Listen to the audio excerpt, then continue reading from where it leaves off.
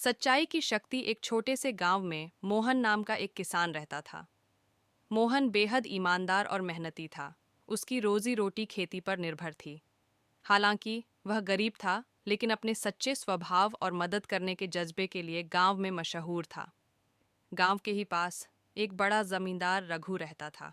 रघु अमीर और ताकतवर था, लेकिन उसके स्वभाव में घमंड और चालाकी थी। वह अक्सर गरीब किसानों को फंसाकर उनकी जमीन हड़प लेता था।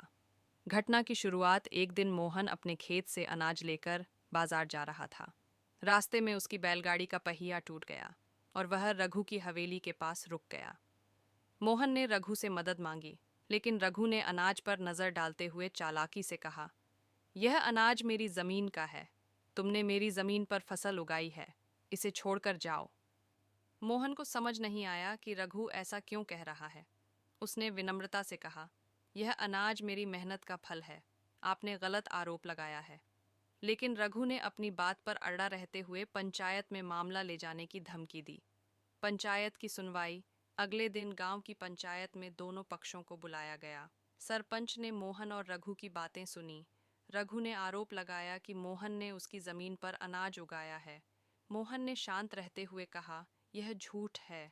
यह अनाज मेरी अपनी जमीन का है। मैं इसे साबित कर सकता हूँ। सत्य की परीक्षा। सरपंच ने मोहन से सबूत मांगे। मोहन ने कहा, मेरी जमीन की मिट्टी और बीज अलग है। आप इसे मेरे अनाज के साथ मिलाएंगे तो सच्चाई सामने आ जाएगी।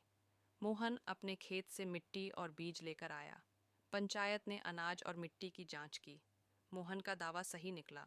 अनाज उसी की जमीन से आया था। रघु की साजिश का पर्दाफाश। रघु का झूठ बेनकाब हो गया। सरपंच ने रघु को डांटते हुए कहा, तुमने अपनी ताकत का गलत इस्तेमाल किया है।